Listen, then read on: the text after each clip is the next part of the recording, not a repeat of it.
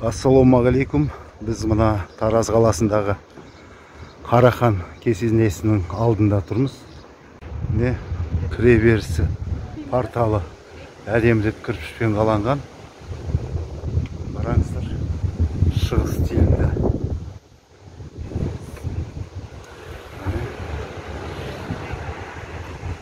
Ар жақта Қарахан кесенесі.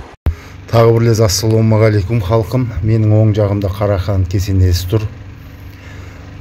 Қарахан 942 жылы Қарлұқ тайпаларымен бірлесе отырып, басқа тайпалардың бәрін бағындырып, үлкен қағандық құрған еді. Оны Қарахан мемлекет деп атады.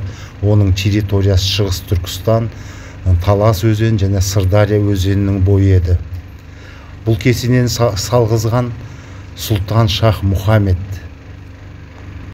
Қарахан өлгеннен кейін оның ұлы Мұса таққа отырады, Қарахан мемлекетін билейді.